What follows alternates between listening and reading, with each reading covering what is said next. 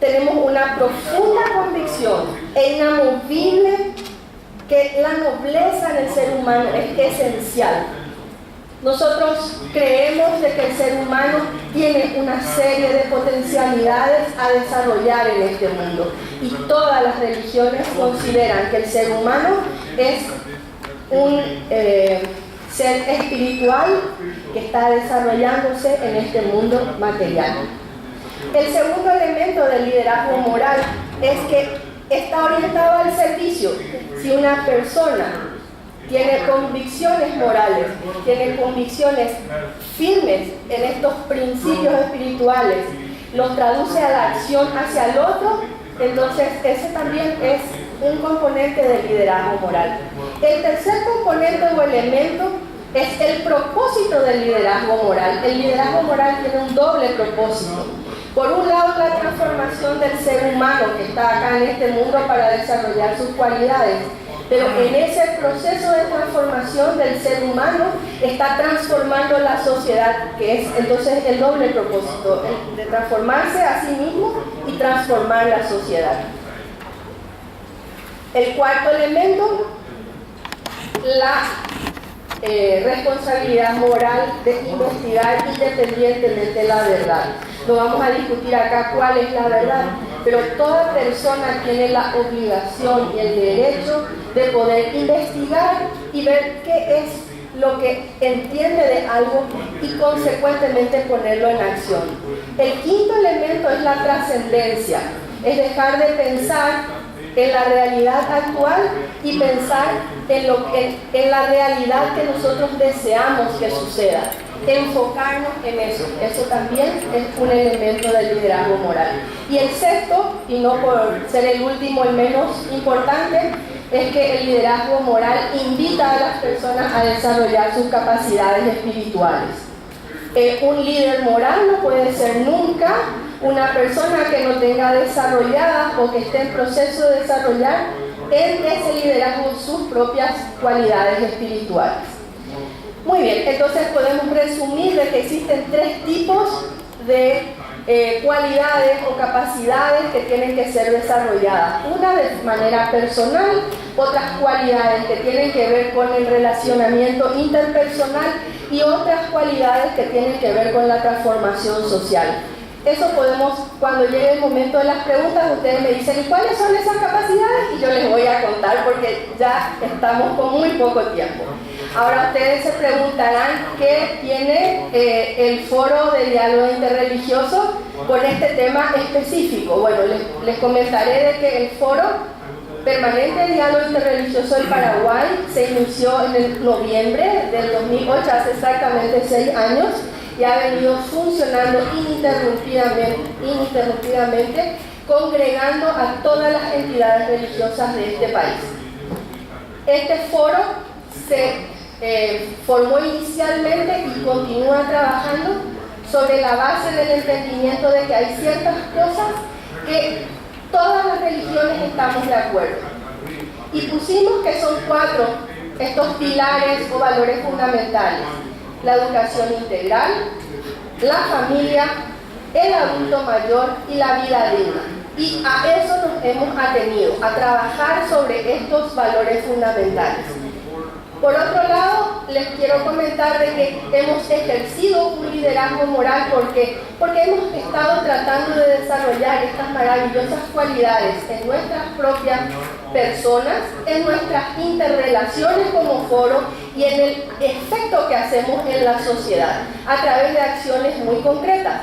Por ejemplo, tenemos un calendario de valores que se distribuye a todas las instituciones educativas del país, donde cada mes representa un valor. Por ejemplo, enero la sostenibilidad, en febrero el amor, etcétera, y así. Y se presentan en el calendario las citas de las diferentes religiones para que los alumnos y los profesores reflexionen sobre estos valores. Entonces, por otro lado, el hecho de tener un grupo de diferentes religiones dialogando permanentemente sobre temas que tienen que ver con el desarrollo espiritual de la persona, eso también implica un gran liderazgo moral. Y con eso quiero cerrar la ponencia de que el liderazgo moral realmente es una forma o la forma más directa para que la integridad, la libertad y la prosperidad se desarrollen en este mundo. Muchas gracias.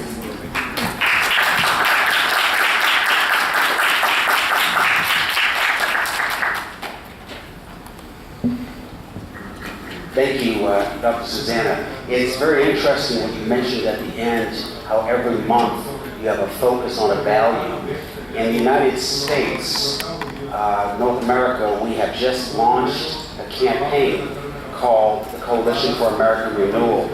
And beginning in January of 2015, we are doing the same thing, where we are highlighting a specific value. And we've been meeting with faith leaders and community leaders to talk about values and how to integrate those values into their programs and projects within their organizations and their nonprofit entities. So that's very exciting, hearing that you're already doing that. I appreciate that. Our next speaker this afternoon is Dr. Makande Rai. He is a statistician and a senior advisor of the UN Habitat. And he's also the executive director of the Synergies Institute in Accra, Ghana. He is also director of the Global Peace Foundation Board of the Kenya and India chapters. He was formerly the chief of Global Parliamentarians and Trade Union Programs of the United Nations Human Settlements Program, the UN Habitat, based in Nairobi, Kenya. He has served the UN Habitat in various roles for 17 years and was elected president of the Nairobi Staff Union in 2000 to 2003. Dr. Rai has published numerous academic and scientific papers and served on the boards of academic, cultural, and social bodies in different countries. I put together a project in Nairobi, Kenya, and Dr. Rai was instrumental in really connecting us to key leaders in the community. He is well respected, well liked, and a great man who's doing really some great work. And so I'd like to give him this podium to be able to share and present. Let's give him a warm welcome this afternoon.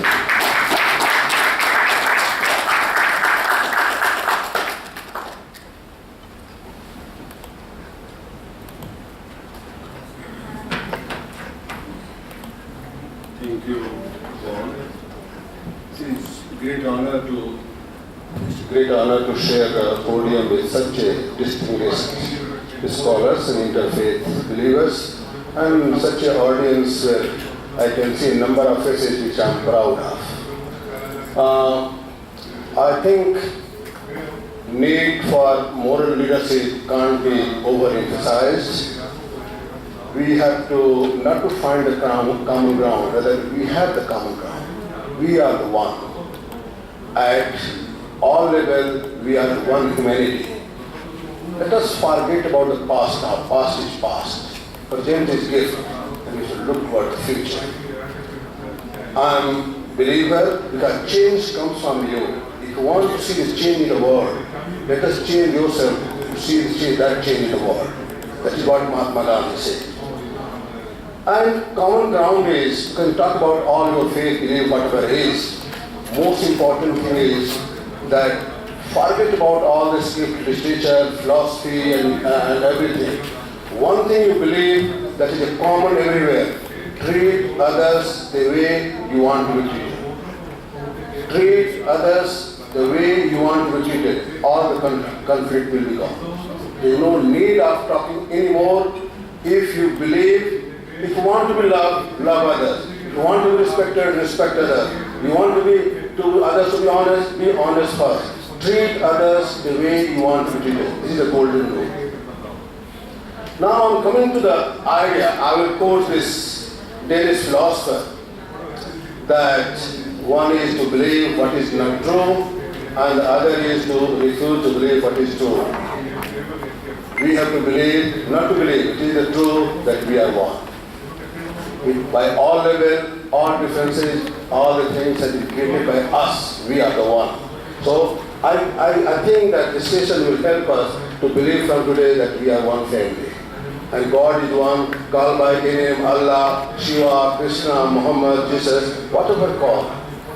Synagogue, mosque, temple, but God is one.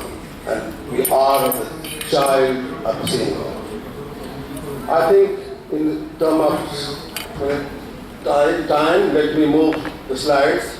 And I will start with one photograph. This is, I have talked about this. There is philosopher that laughing faces do not mean that there is absence of sorrow, but it means that they have the ability to deal with it. And we are here to convince not others, convince ourselves, yourself, that we have the capacity to deal with the problems and issues of the world. Next one. I'm just talking about UN because it was mentioned that I have worked for UN for 26 years and I have promoted all peace and development in the world. Whoever is a peace seeker, I used to invite them. And I'm just talking about Millennium Development Goals very briefly. And now talk is coming about Rio Plus 20 outcome, which talks about the post-2015 development agenda. When MDG is closing on 2015, world is discussing how we should lead for 2015 development agenda. And perhaps each and every person has a responsibility to contribute how you want to see this world after 2015. Next slide, please. And this is some message from Ban Ki-moon, which is the Secretary General. He wants to see the world when he retires after second term, which is ending after 2 years, that the objective is that nobody should be left behind. He wants to talk about the philosophy and the principle and the goals after 2015, all inclusive, including youth, including gender, including old people, including everybody, all are included in that one. Next slide, please. I think this debate between Churchill and Roosevelt is very informative for all of us. When they were forming this United Nations, there was a debate whether the United Nations should have the body of an international body or it should be a cartel of great powers. Because 5 countries, great powers, had succeeded in winning the Second World War. And finally they agreed that it is always possible that let us have the mix of these two. And that's why the General Assembly was created as a democratic body and the Security Council was created as a veto power with 5 winning countries. That is not a democratic body, sorry to say. And the Churchill and Roosevelt debate, it was mentioned by Paul Kennedy, who is the UN historians. And just next slide please, very quickly, so that it's not so important for important is something else. And UN differently, in spite of democratic and non-democratic body like Security Council and General Assembly, UN is a remarkable body and we feel that it has a convening power and we have addressed many issues and problems which is of globalization. You can see that number of countries got independence after Second World War, 1945, including Namibia, El Salvador and South Africa, not to mention the many more. So I think it has served the purpose and everyone finds it easy to blame UN when we fail. When we succeed, the country takes the credit, but when we fail, but you know that this is intergovernmental body. UN is intergovernmental body. It was a very close organization recently till 2000. Thanks to Kofi Annan who opened through the Global Compact, all the actors also, because it was realized that the government can't solve all the problems, including the eradication of poverty, illiteracy, empowerment of women, environment, name it. All the problems are so huge that all the persons, all the stakeholders have to give support and shake hands and to support to the government to make sure that this is happening. Next one, please. Now come to the Charter of United Nations. I think all of you know this charter. I will not elaborate, but just for the success. It does not say that we the government. The first line, the preamble of Charter says we the people of United Nations. Means everybody, every individual sitting in this room is part of United Nations. UN is you. And that is the slogan I want to just to bring to you with all the details from the preamble of the Charter of United Nations that talks about UN is you. UN is not government. he represents you, that is different thing. Your Prime Minister and President represents the General Assembly, your ambassador represents, but you are the United Nations. So you have every right to come in, contribute and suggest any changes and reform so that that body can serve the global humanity in a better way. Next.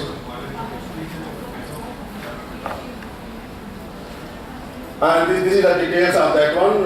It will go up to the Security Council. You can change the slide, please. This is about democracy and how it was created. And just quickly, next one, the Security Council. Okay. Just to give the brief idea, those who are not very much familiar, I know that everybody is familiar, but some who are not familiar, that your role in globalization is to address all the global issues and problems in a way that it should have, including the globalization of culture also. Your role in peacekeeping and peace building, sustainable development, climate change, global warming, prevention of HIV, AIDS, trade, education, eradication of poverty, addressing terrorism, purification of any problem. Nowadays talking about Ebola virus, all is under the umbrella of United Nations. But most important thing is how to make this world peaceful and how to get sustainable development in the world. That nobody should be left behind. Next one please. And this is just Millennium Development Goal, which was supposed to address and to complete by 2015. We know that many countries are behind. And that's why there is a great concern how to bring more stakeholders into private sector, NGOs also.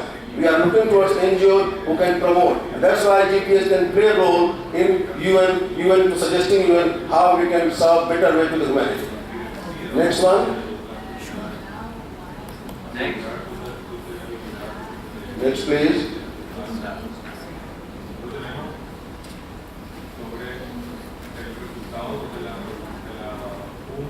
Yeah, this is the World Summit. I just highlighted promoting democracy.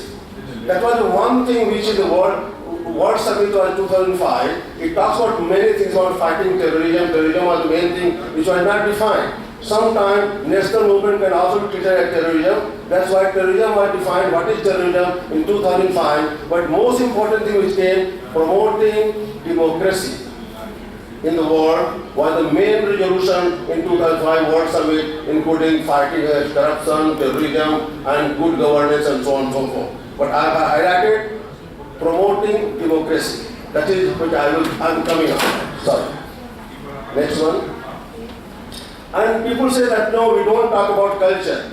UN is also changing after learning lesson that an intergovernmental body that it is closed door is not. Is talking about understanding of religious and cultural diversity throughout the world. And many of the UN agencies invite the interfaith people also, like UNFPA. We started the first agency to see that how we can convince the different interfaith people and religious people to see that they can help them in controlling the population through family planning or other trainings. So other agencies like UNICEF, UNESCO, including UN Habitat, started bringing the interfaith people and to respecting and recognizing their role in the society in promoting goods for better governance. Next one, please. So human rights is the one, again, which is the main pillar of UN, peace, sustainable development and human rights. And that's human rights also. Just briefly you can say that how we can have a fair and equal manner on the same footing with the same interests. Next one please. And finally, to conclude is just all the summarizing is UN is you. So you should not shy away that how we can contribute, how we can dictate UN. You are every right, according to the Statute of United Nations, to contribute and support and dictate even. UN should change. The strength of UN is that it includes everybody within the common tent. Next please. Now the Security Council. You know that Security Council consists of 15 members, 5 are permanent members who were leading country in Second World War, and 10 countries are elected by voting. And Security Council also recommends, that's the most important thing which is highlighted in the last paragraph. The Security Council is the one who has the power, not the General Assembly. That recommends the General Assembly the appointment of the Secretary General and the admission of the new members of the United Nations, and together with the General Assembly, it elects the judges of International Court of Justice. What is remaining there? Anything remaining for General Assembly? Nothing. All the decisions are made by the Security Council. It is not a peace council, it is a Security Council. We are talking about peace. Next one. The UN reform. Time has come. 1945 till date, there was very debate in 2000 before that one also, how UN should be reformed, how it should be made meaningful to address the current issues and problems. And for that one, I think the Security Council, if you see the composition of Security Council, that 5 countries have the veto power. Any one veto power country can block, stop any of the resolution. That is not a democracy, is it? We are talking about promoting democracy in the world, and the UN is Security Council is not a democratic body. So, time has come when a meaningful UN reform is urgent, necessary in order to make the UN fulfilling its noble mandate for the general peace and security, sustainable development and protection of human rights. And what should be the objective? The current charter of UN should be reformed. Next one, please. And now I am coming to interfaith harmony.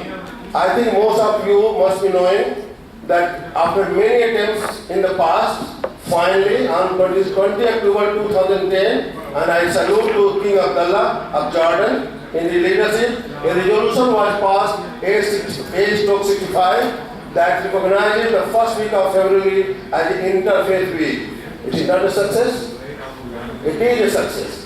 It is a great success that after many restrictions, many reservations, many opposition, finally a resolution was passed by General Assembly that the UN recognizes the interfaith, and first week of February every year is declared Interfaith Week in the world. And many countries are organizing many interfaith meetings and they report to the General Assembly. Thank you. Next one. And now the Secretary General. He is saying about interfaith, the people say that, oh, no, we don't talk God in UN, we don't want to talk about religion because they don't believe in that. It is a Secretary General statement. I lend my full support to this cause. Interfaith. So I think that gives you courage in it, sir. And the GPF also that we are not on the wrong track. We are on the right track and we should not shy away. We should take lead that very soon we should fulfill our vision that we should go to the Peace Council. Next slide please. Now I am proposing, this is my proposal. This is my proposal. I was talking about Security Council that is not a democratic body and 5 countries control the whole world. If we don't send any intervention in Syria, because 2 countries are in one side, 2 countries are on the other side of rebellion. And in that situation, who fails? UN fails. Who decided that one? Veto power country. One side is Russia and China, one side is UK and USA. And nothing happens. In that situation, I am proposing this one, which will be a proposal. It can be commented, it can be challenged, it can be modified. I am proposing that Security Council is a misnomer. UN was created to promote peace and development, not security. Peace and development. And this should be called UN Peace Council because Security Council has miserably failed. Failed in the sense, okay, the casualty is not as good as enough as the Second World War, but you can see that casualty is not less also. It is quite numerous and this could have been stopped. You can see from Rwanda, genocide, to Syria, in Afghanistan, Iraq, name it. There could have been early intervention, and that way we see that our peacekeeping has failed in Europe. And Kofi Annan has also admitted many times that it has failed. Now, proposal in the Security Council, we should consist of 2 chambers. One is political, one is interfaith chamber. Political chamber, I am proposing that in spite of 15, because many countries are asking to become members. There is a limit how many members will be. Tomorrow is India, third is Brazil, South Africa, Germany, everybody is asking to become the member. There will be no limit. The whole world, 194 countries will become member of Security Council. Let us restrict it five veto power countries and 5 regional representatives. There are 5 geographical main regions in the world, 5 regional representatives means 10 in the political wing, and 10 representatives from the interfaith. They should also be elected, grouping the different interfaith according to the number of followers, and that 10 should be in that one. It should not competing, it should be complementary.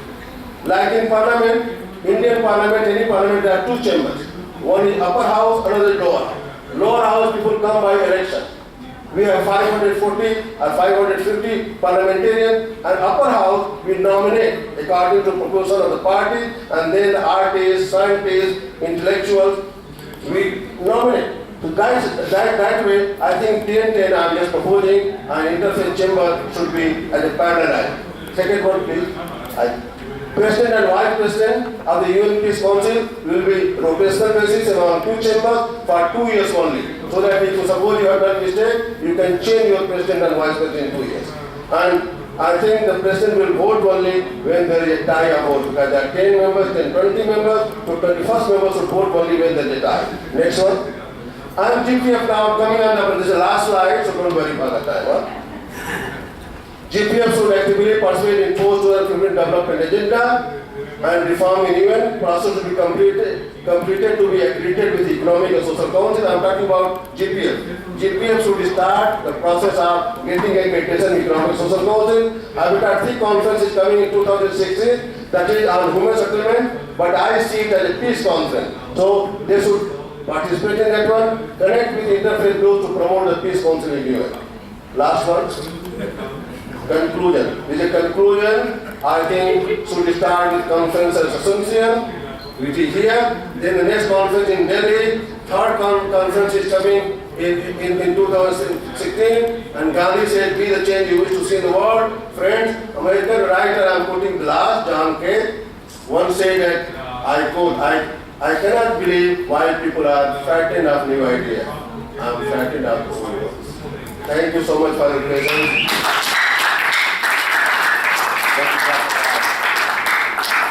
I have to say that is one piece of a presentation that we could spend 1 hour and still not have it all covered. This interfaith session, we have to understand why we're here this afternoon. And what Dr. Rai has presented to us this afternoon is something that has been tried and discussed for many years. But what we need to understand as humanity is that there is one fundamental and one foundational ingredient that has been missing at the United Nations. All the programs, all the projects can only go so far. If there is no spiritual undergirding, there will never be success.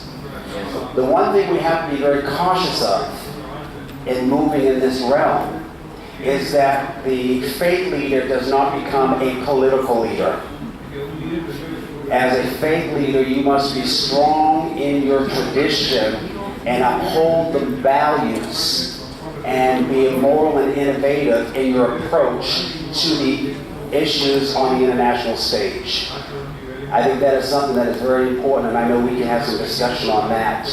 I want to next move forward to introduce to you James Patton. He's Executive Vice President for the International Center for Religion and Diplomacy.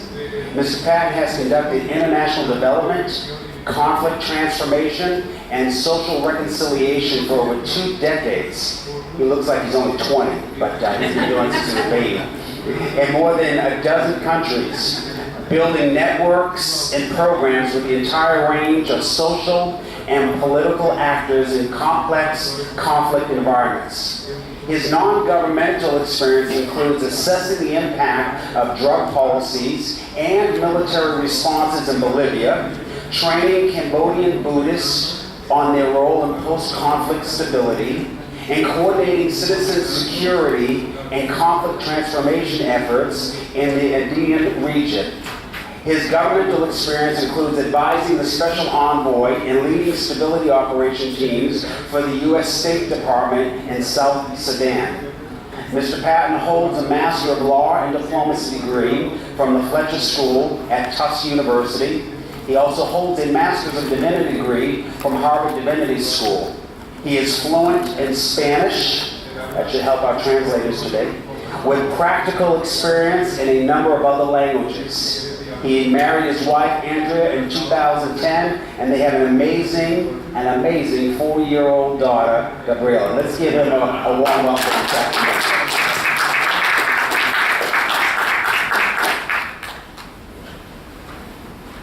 And a 2-month-old son. I didn't have time to update the bio. Sisi resa ai pai te mala si guarani un peso ñañe y guaraní. Tampoco voy a hablar en español porque porque está en el internet. Es muy posible que hay mucha gente que tiene conexión con mi organización en Washington que van a estar mirando por el internet y la mayoría hablan algo aparte de español. Entonces, perdóname si le digo otra es el idioma de los imperialistas en inglés. So today, the task was to think about how do we generate a global ethic based on shared values. Now, GPF, this has been a pretty extraordinary experience for me with GPF. This is my 3rd convention. I've been working with you all in the United States on different items, and it's really a space where I've seen a lot of faith diversity come together around shared values and discussing what they do in their context that relates to that. But I'm going to bring a little bit of a note of kind of sobriety into the discussion. So if you can advance to the next slide for me. Does anybody know what this photograph is, where this is from? From Germany? No, this is from Cambodia. This is from the killing fields in Chiang Ek in Cambodia. I don't know if any of you know that Pol Pot was a Buddhist monk at one time, right? So the question here is not whether or not we can find people who will come to a GPF event who can find shared values. The question is not how can we work for other faith leaders in contexts of violence and in societies that are not equal or have institutionalized violence. The question is how can we learn to work with those people, right? We have expressions of religion right now that are extremely violent. In fact, I have a lot of old colleagues who say, well, religion's just the problem. To which I respond, the vast majority of faithful people are not interpreting their faith as a compulsion to kill others. But the ones that are real, and they're creating serious problems. I'm speaking from the violent conflict context because that's the work I do. So, abstractions in terms of what we agree on in principles can be difficult to implement in these spaces. So while the idea of abstractions, what do we share, the idea that we share that life is sacred, that God is love, that, or even things like the golden rule, and keep me on time because I can wander along, don't necessarily always manifest in our behaviors in the world. Not just civil society, but also faith leaders. There are faith leaders right now who are actively calling for killing others in the name of God. So, are their principles, based on their doctrine, the same ones that we share? There are groups that understand that they should attempt to share God's word with a threat of violence. There are others who want to share the same word through persuasion, encouragement, demonstration of what they believe by virtue of how they walk in the world. There are those who believe that only a certain few are going to be saved. Talk about salvation here, right? If you don't do this, well, tough luck. You know, you may be a great guy, but you're going to burn forever. And there's nothing I can do about that. So, is that a shared value with the person who you're saying is condemned? There are folks who actually expand their concept of spirituality and God and the God presence, the Godhead in the world, to include all of the world, which includes the natural world, animals, etc. And that those are manifestations of the Spirit. And if you're out of harmony with that, as in if you're paving things over and commuting back and forth to work in Washington, D.C. every day, that you are actually living in a godless space. So how do we understand those shared values? Can you move to the next? So I wish I had left in one piece here. I had a slide that I took out which was about the complexity of systems in complex spaces. But my point is that it is very hard to understand why people are killing one another. These spaces are not usually as ideologically pure as we like to think, particularly spaces where there's a religious element to the violence. People tend to think, okay, well, religion's for the religious. If it's religious violence, go send an imam or send a priest or send a representative of the Baha'i. Although the Baha'is don't have a violent history as of yet. Let's hope they never join the club.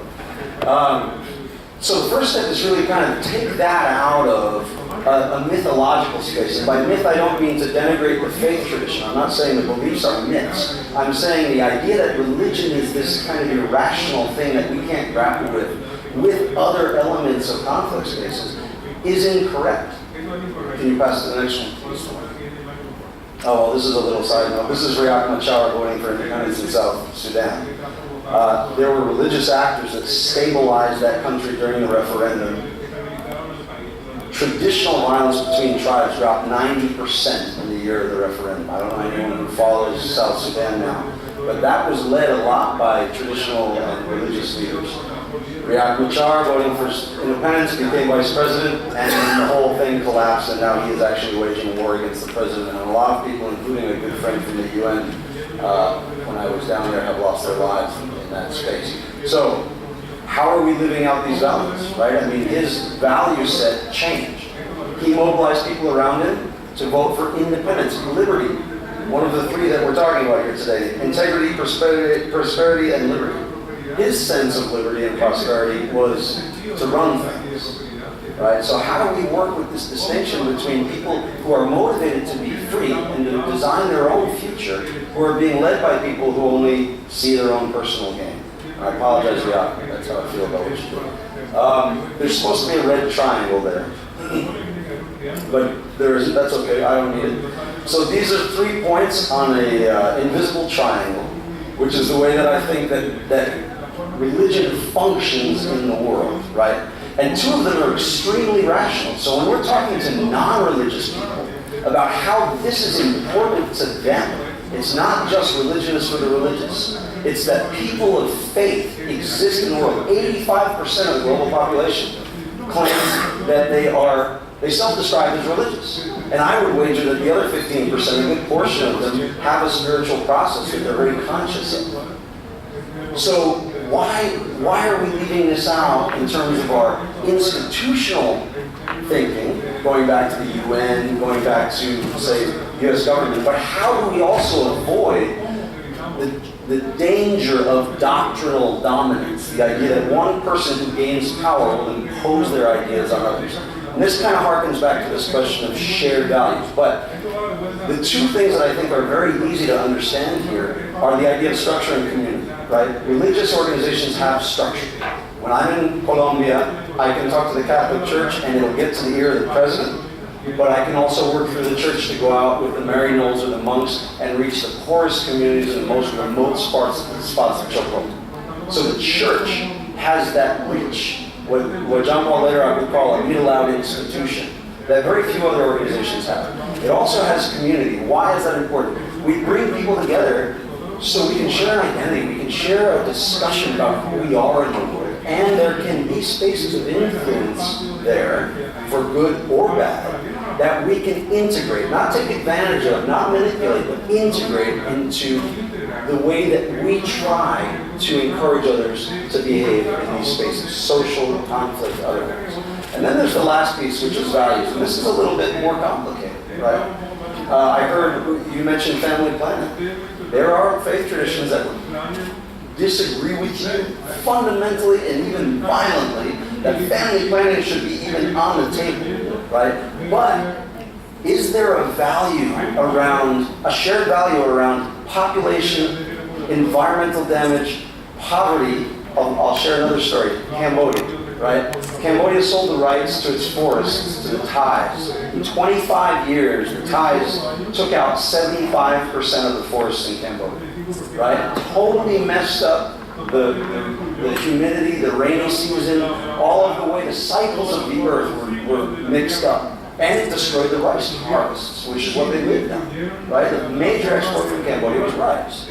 So all of a sudden they don't have an income. What do? They send their kids, mostly girls, to the capital city to work in sweatshops, 12 hours a day, locked in. One of them burned down, and every worker burned to death because they were locked inside. And at night, those girls, because they can't make enough money at the sweatshop to support their family, they prostitute themselves in Cambodia. Horrible sex traffic market in Cambodia. What's the result of that? AIDS rates went through the roof in Cambodia. So they sold their trees, and the AIDS rates went through the roof. Who would have seen that connection? So we can start making these connections around impact in the world of our actions and our thinking around questions like family planning. Okay, you're against abortion, these guys are pro-choice, but what's the question here about overpopulation and management of resources and how it creates structural injustice and violence? Can we meet there? Then we have a shared problem where we can define our value set and work our way back from that to hopefully come up with a collection of things around which we can work on new problems. My advocacy here is identify the shared problem, something that's broken, that both people, both sides, or multiple sides agree is broken, and try to fix it. And then ask the question, why are you here? Why are you trying to fix it? Why am I here? Why am I trying to fix it? Come on, the next slide, please. And can we meet ourselves there? In this picture, you'll see in the very back, there's a guy that weighs about 300 pounds. He is a former trainer of the Taliban. He's a Deobandi. With him are Wahhabis, which is the very, what they would call purest form of Salafist Islam, which is the place where most of Islamic violence is erupting right now. And all around, the guys standing up are Christians.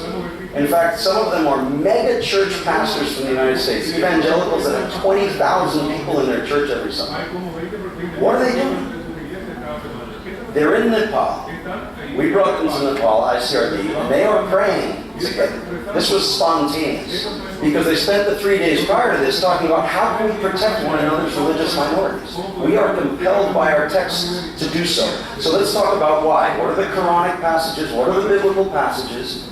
We're not creating, as the gentleman in the white shirt with the black coat said, Chrislam, because he gets accused of creating Chrislam.